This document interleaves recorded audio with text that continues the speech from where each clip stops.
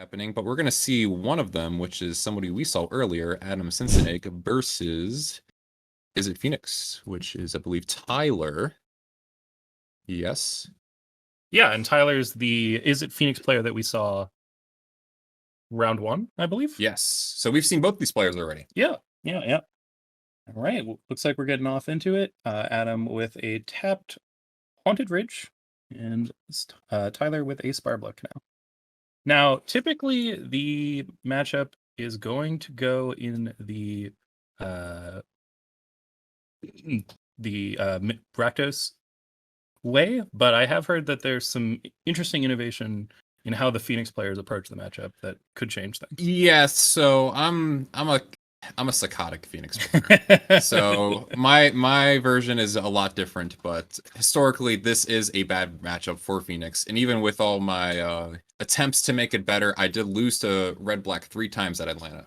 Okay. So it is still very difficult. Got it. So it looks like Tyler responding to a Blood Tithe Harvester with a Fiery Impulse, and Adam playing a Graveyard Trespasser, exiling said Fiery Impulse.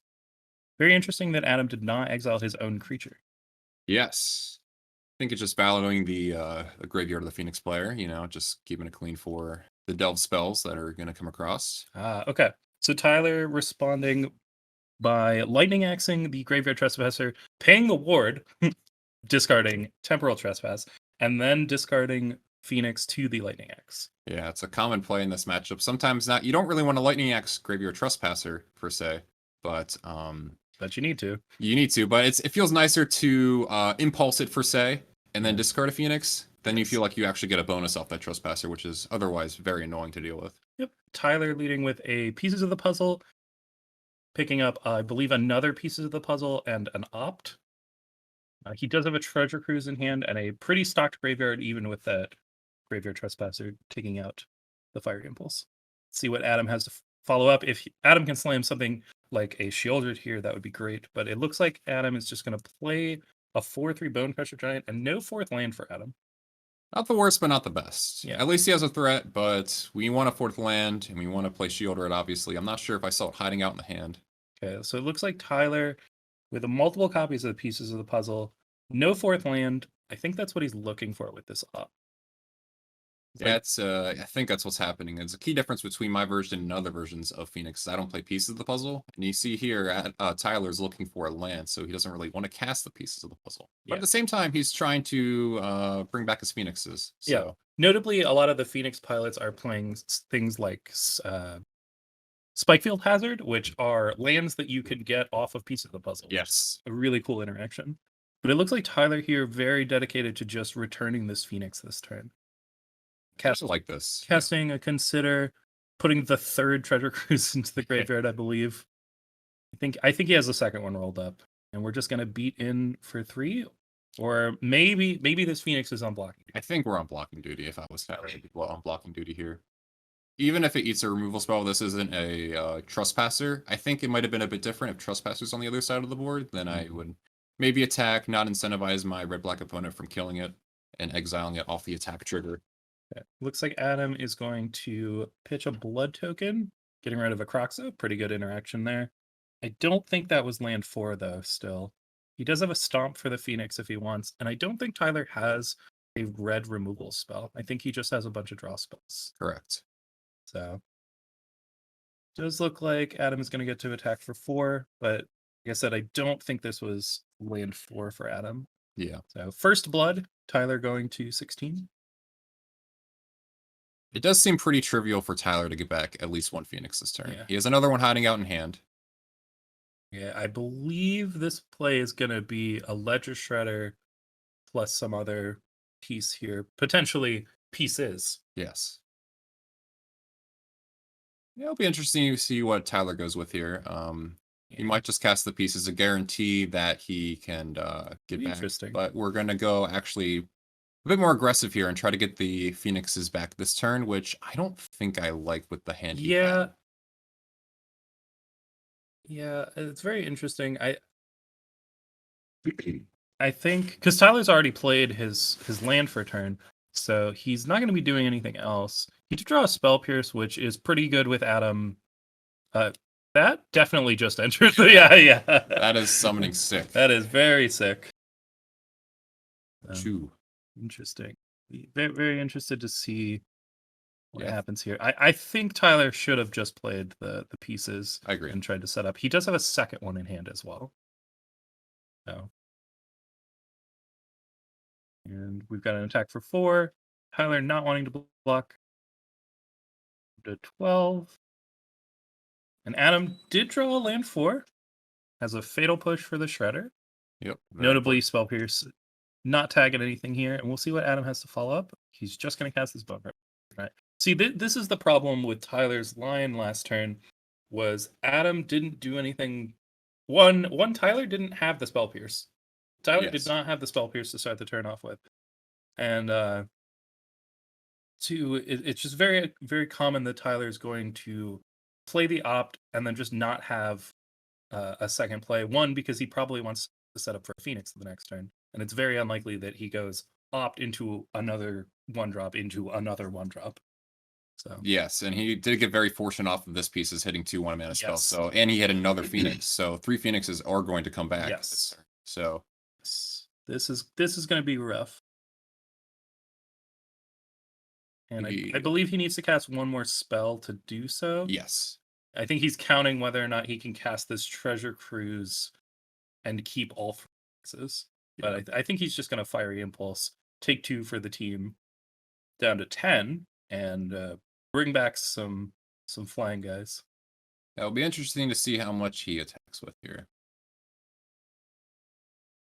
With 3, it's a bit interesting. I could see any number, honestly. I could see them all going. I could see none. I could see none, maybe not so much. But I could see 2. I could see 1. And it looks like we're going to see 1 here.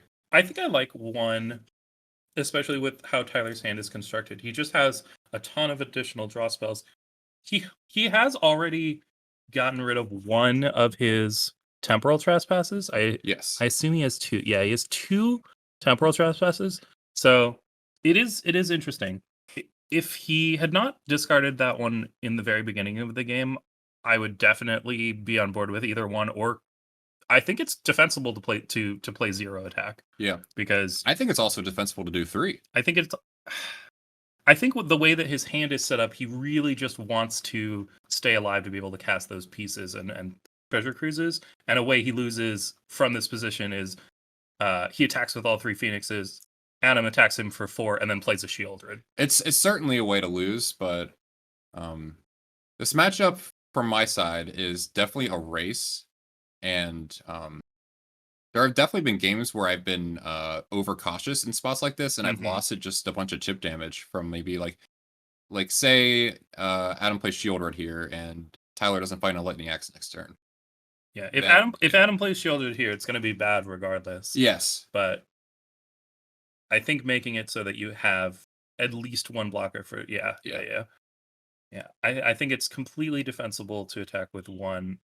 I probably would err on the side of attacking with 2. Yeah, 2 is interesting there too as well, because if you expect a Shieldred, then one of them is going to be good to block. So it's very hard to tell what to attack with there. I'm still questioning myself in spots like this a lot. Yeah, I'd be surprised if we don't start this turn off by casting pieces of the puzzle, digging for this Lightning Axe. Yes. Or a second Fiery Impulse. Oh my god. That's our Phoenix, but we still need this Axe, which we did not hit. Well, we did draw a Fiery Impulse for a turn. And we've revealed a Galvanic Iteration. Yep. So we do have ways to kill this Shieldred for sure. So only 1 trigger will happen, and this is looking rough for Adam. Because if he Galvanic Iteration plus cast the Fiery Impulse, 4th Phoenix is coming back. Yep. So. And now this math, I think, is easy for Tyler on how many Phoenixes you attack with. You just want to make this kind of a 2-turn clock. Yes, for sure. He wants to be able to. But does that mean that you attack with 2 or 3? It's true. So I would maybe attack with 3. See, just because Adam's on 4 lands, right? Adam is on 4 lands. I think the point here is that Tyler just has a ton of spells in hand, including a Treasure Cruise and a Fiery Impulse. So I would be on board with I think Tyler's plan of attack with 2 and then be able to cast 3 spells and attack with all of my phoenixes next turn. If Adam doesn't play anything with the intention of killing some phoenixes, that's great. Yeah. Like that's really good for Tyler. And this I think just kills Adam. Yeah. Because Tyler can discard any That's- card and then just cast 3 spells and return the phoenix. Adam needed some sort of instant speed ways to kill phoenixes really here. But I think going back to like, obviously, you want to play as safe as possible. You have so many cards in hand, but I think attacking with 3, you actually can't lose from that position because the mana that Adam has does not equal up kill.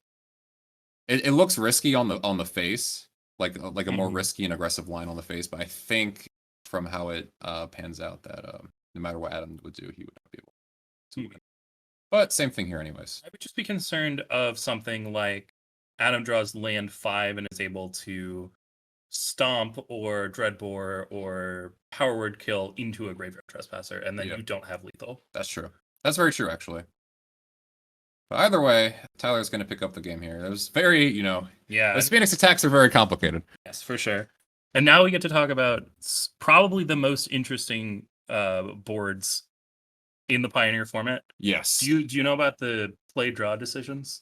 I do know about them, yes. Okay. Yes. So for years and years and years at this point, people just believe that being on the play is correct.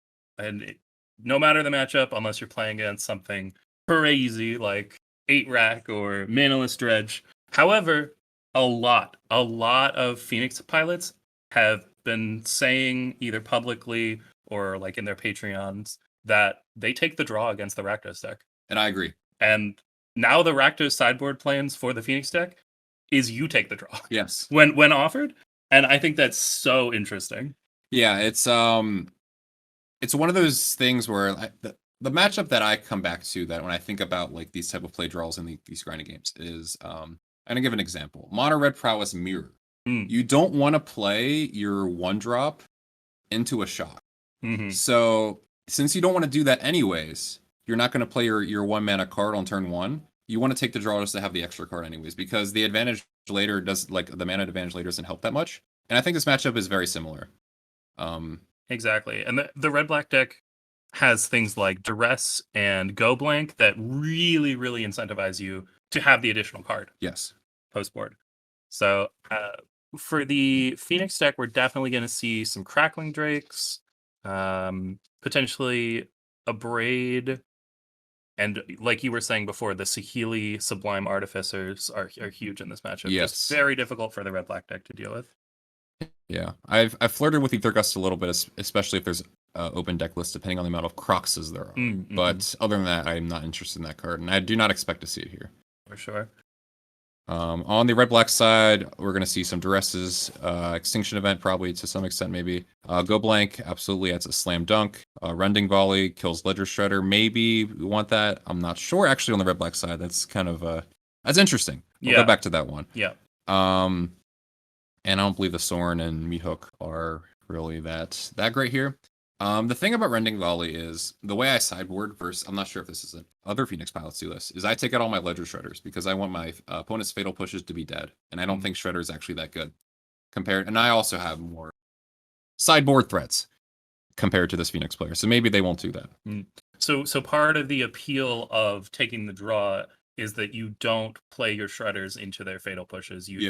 You set it up so that you go, Shredder into a Consider or whatever, and get at least your one trigger. Yeah. I've definitely considered your approach of just completely blanking that type of card, but it's tough because the Rakdos midrange deck is gonna sideboard things out like Stomp and like Bone Crusher Giant anyway. So it's like it's tough to. It's a lot of cat and mouse going on. Yeah, exactly.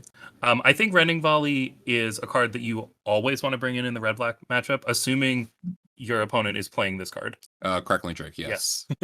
Assuming you have any like knowledge of the format and know roughly what an Izzet sideboard looks like. Running Yeah. volley is important. Yes. So I think, yeah, open deck list, I think those running volleys are coming in. I think the default for red-black is to bring those running volleys in. Mm-hmm. But I chatted a lot with my red-black opponents in Atlanta, and that was an open deck list tournament, and some of them had running volleys, and they saw my version and did not bring it in. Sure. So yeah, it looks like we are starting game 2 here. Interested to see what the play draw decision was here. If anyone's being a little unorthodox. So I still take the play, but that's because my version's weird. But I think when both players are normal, I think it's correct for Phoenix to take the draw. Okay, so it looks like Adam did decide to be on the play. Yep. And has gone Blood Crypt into the full text mountain. Our favorite full text mountain. Our favorite full text mountain. Not a lot of action here to start. Yep. Oof, just a go blank on turn 3. Yeah, it's gonna mind rot to you right now. Interesting. Kind of almost a sign of weakness from Adam's side. You really don't. That's like kind of your worst 3-mana card to play first. Apparently, Tyler sides with us and was against the full text land. Yes. Okay. So it looks like pieces of the puzzle getting cast here. Oh, that's a whiff. That's why I don't play that card, Joe. That's why I don't play it. That's brutal. That's why I don't play that card. Both a whiff and putting both copies of Saheeli into the yard. Ooh, and this is yeah. I've been here a lot. And where then, you just get mind rotted twice, and you're just okay. What? That is a reasonable draw from Tyler. Chart a course. I think you want to get rid of that. I think you want to get rid of one of those fiery impulses and keep that 4th land. I agree. Especially with Crackling Drake post board, you could just draw it right off the top here. Like, this is gonna be bad. This is gonna be bad regardless. And yeah, so here you see why the matchup is so tough for the Phoenix deck. Like there's just so many. Ooh, Brotherhood's End. Brotherhood's End is another card that I have seen the Phoenix pilots bring. I like it actually. Yeah. It is again, it's a very efficient answer to Graveyard Trespasser. Yes. So that makes a lot of sense to me. Yeah, I still play Anger of the Gods in that slot, but it's the same type of card. It's a good exchange versus Graveyard Trespasser, and sometimes you get even more than that. I'm surprised to see it hit the bin here, actually. I kind of am too, in the face of a Trespasser, but I guess Power's looking at these 2 fiery impulses in hand, so this is rough.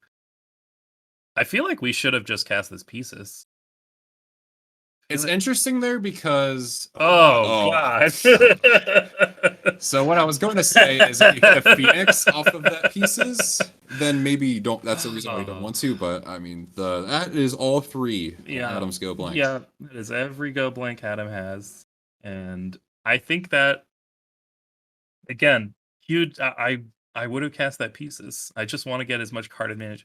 Ooh, we do have Sorin the Mirthless coming into play. I don't hate it.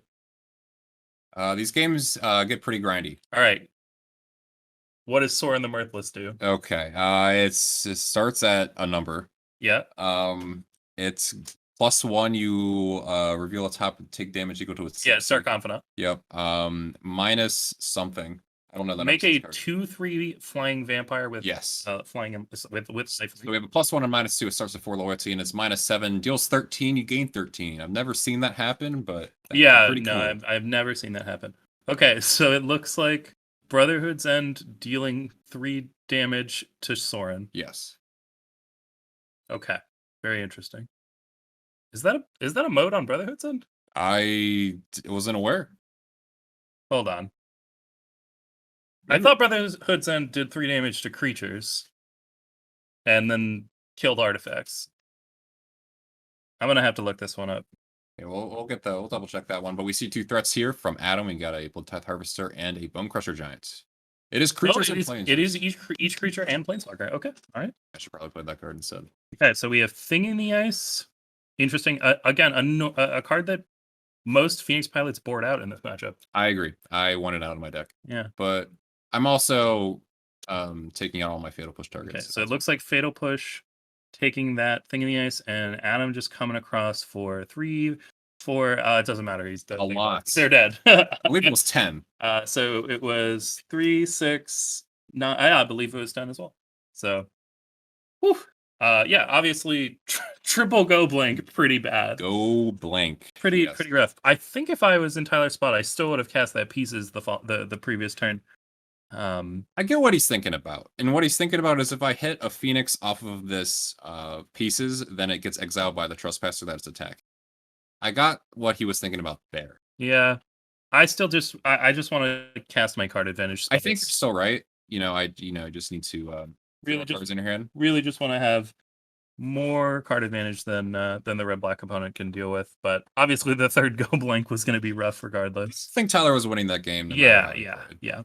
Pretty insane that Adam didn't make a play on a 1 or 2 and then went go blank, spell, go blank. Yeah. And the game was just over. Yeah. It's those type of draws. Like I've done a lot to make this matchup close as I can. There are draws from the red black player that no matter what cards you put in your deck, you just can't beat on the Phoenix side. And that or the draws I lost to in Atlanta for sure. Draws that looked exactly like this. Yep. And we'll see if Tyler is hip to the new knowledge and decides to take the draw here. Yeah. Adam was not a believer. Yeah. My guess is that Adam has not heard that knowledge. Yeah. Adam's been playing, I know Adam pretty well. He's been playing a lot of Rakdos Sacrifice instead. Mm-hmm. So yeah, he just recently switched over to this version. Yep. I don't think there's much changing play draw in the sideboards here. Basically, the same things that are going to be good in the matchup are going to be good in the matchup. Yes, agreed. So, if you're already thinking about taking play draw normally, like in the matchup, there's not a lot of timing things going on, which means there's not going to be a lot of play draw decisions while sideboarding, right? Mhm. Because when you make those decisions while you're sideboarding, it's a timing thing. Maybe this card is worse on the draw, and that's not what's going on here at all. Mhm. How do you feel about stuff like Spell Pierce from the Phoenix side in this matchup? So I have no Spell Pierces in my deck in general. Okay. So that's how I feel about that card normally, but I'm much more of a high floor type of player. I like my cards usually doing something. But in general, I think if you have Spell Pierce in your deck, I think I do like it in this matchup. Because it's tough to have too many counter spells against something like Rakdos Midrange that is fairly creature focused, even though it doesn't look like it. And but you really just like need some way to interact with Go Blank. Right? Yes, it's their best card. Go Blank is so tough. Yeah. All right, looks like players drawing their opening 7. We do see the Spell Pierce we were just talking about. We do see the Spell Pierce. It is rancid a lot, but like you said, Go Blank is just so good. All right, it looks like players good with their hand. We started off with a Stormcarved Coast from Tyler, who has taken the play. Yes. Yeah. Blood Crypt tapped from Adam. Lava Glide pathway into a Charter Course. All right. Slam discard this Phoenix and hope that we can return it before Adam go blanks us. Yeah, so we're gonna need a Blood Tithe Harvester from Adam's side to even have a shot. Ooh, okay, Croxley. Because we had a Lava Glide pathway and a Fiery Impulse in hand, so that's what we would need to. Okay, so Disdainful Stroke brought in for Tyler. Interesting. Playing a Steam Vents and passing. I think that was the last land in his hand. Yes. He does have a Crackling Drake as well. Yeah, I may have sandbagged the Phoenix discard for an impending Graveyard Trespasser. Oh, did you see that? Tyler was fully prepared to Spell Pierce. Yep. He's like, oh, that's not Go Blank. That is not Go That's blank. Not Go Blank. Oh God. We're doing the same thing again. This one I'm more on board with. I'm all about, yeah, that Spell Pierce has got to go at this point. Yeah. You're not going to get, like, if Adam Go Blank's next turn, then obviously it's a disaster, but it's only next turn. So I think we really need to draw some sort of card advantage here, because we're kind of stuck. Just hanging out. And stuck here. I do not like Disdainful Stroke in this match. Obviously, Shield Red is a card that is very good against you, but they have a lot of hand disruption, so they're going to be able to navigate their way through it. And there's going to be a lot of spots where it's just going to be dead. And I mean, it might be live here. Adam's thinking about tapping some lands here. Nope. Okay. I think he's just going to double spell. Yeah. All right. Now I'm discarding this Lightning Axe. Yep. Yeah. The nice thing is here, if Adam doesn't have a way to interact with the graveyard, we do get to cast Treasure Cruise next turn. Yes, which is what is happening, I believe. We are not drawing well, though. No. That Phoenix off the top, not what wait. Are we short on Treasure Cruise still? We might be still short, Ooh, which is really bad. that is rough. Which is, if that was the case, I would rather discard the Disdainful Stroke over the Lightning Axe, I think. Uh, Stroke will take care of the Sorin, but yeah. I don't think there's enough targets. All right, we have to be able to cast this Treasure Cruise now. yes. I think we could have cast it last turn. Yeah, there's 6 cards in our graveyard. We could have cast it last turn. Well, we just got a new card, I believe, off of the Disdainful Stroke. Yeah, so there were 5 last So turn. 5, yes. Yeah, You're we right. could have cast it last turn. You're right. He just, I think he wanted to keep up Disdainful Stroke, which, Okay. yeah, It worked out because it did work out, but I don't know how much of a threat Sorin actually is. Yeah. So it looks like we're gonna Fiery Impulse, the Blood Tithe Harvester, and then Treasure Cruise, presumably for 1 mana. Yeah. So Oh, okay. So day night token entering because Graveyard Trespasser was here at some point. at some point, and I think it should be nighttime. So I don't know. I think both players have cast. No, you're right. You're because right. Tyler didn't cast anything. We double spelled if we were Adam, right, last turn. Oh yeah, Adam Yes. did double spell. Yep. All right. Okay. So Those were pretty good draws for Tyler. We drew Brotherhoods and Opt and this land. yes, That's pretty solid. Adam playing land 5, which is Den of the Bugbear, and Go. Yep. Oh, I don't like discarding this Brotherhood's End. I also want to cast this Opt in response. Yeah, I want the. Yeah, we're not going to be. I want the information. Yes. Because if we draw a land here, it like easy discard. Then I'll just keep Phoenix. Yeah. Yep. Drake or Brothers. Yeah, and Drake. We drew Stormcarved Coast here, so maybe a slight misstep from Tyler here. Going to be playing this Crackling Drake. It is a large. Yep. Adam's going to need to kill it. Yep. I don't. There's no way it is a 1-turn clock, but it definitely needs to die. It's probably a 2-turn clock. And Okay. it's going to die. And it's going to die. And a Blood Tithe Harvester for Adam. I think Adam is down to 1 card. I like Adam casting that power word kill on the main phase, though, too. Yes. You want to run into a Spell Pierce, you're going to cast this Blood Tithe Harvester anyways. Especially once you saw the Spell Pierce, for sure. Okay, so it looks like we drew another Treasure Cruise on Tyler's side. Ooh, Saheeli. That could get us back into the game. I think we're just casting Treasure Cruise for 6 mana. And trying to set up Saheeli plus do a thing on a future turn. Yeah, you don't want Saheeli to just die to an attack with the active den. And yes, exactly.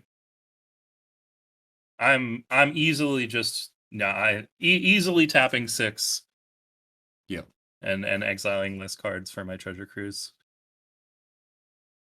Not the greatest pickups. We got 2 lands and a Fiery Impulse. Yeah, now it'll be interesting to see whether Tyler waits on this Fiery Impulse.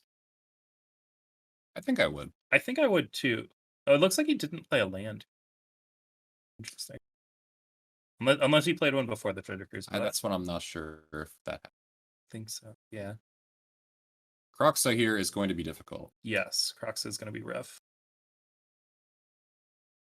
I think Adam is ahead by a good margin. And this is the only reason why I've sometimes considered Ether Gust, because Croxa in these spots are very good against you. For sure.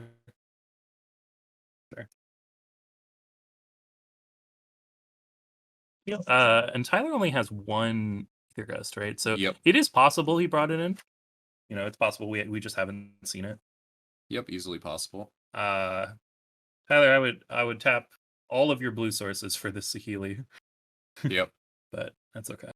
It looks like we didn't draw anything. Drew, consider. Okay. That'll play. Yeah, that will play. Now again, the Crocs is just very tough to deal with. Yes.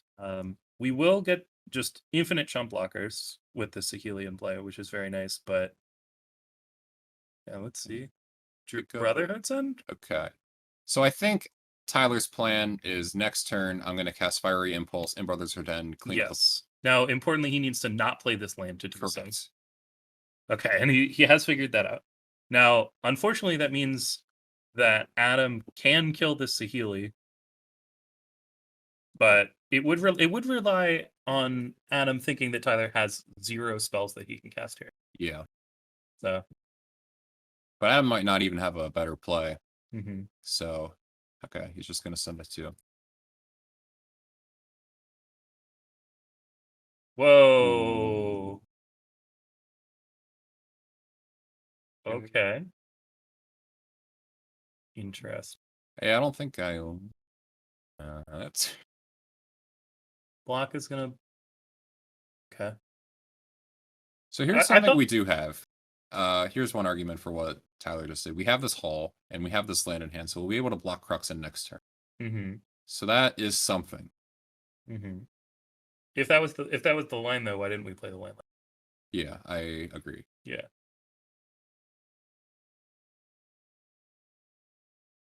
And because nothing really shifted there. Adam didn't play anything on his main phase. Have you ever done the enjoyable play of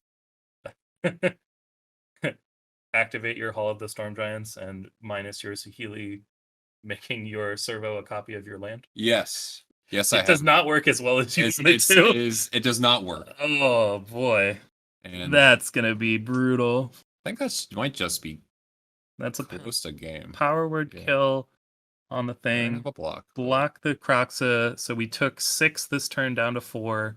And Tyler needs to draw a bunch of spells. And it looks like Tyler drew. I liked your play a lot better of potentially going Brotherhood's End into Fire Impulse to try and take down the Croxa, at least temporarily. But it looks like Adam is going to progress on to the top 8.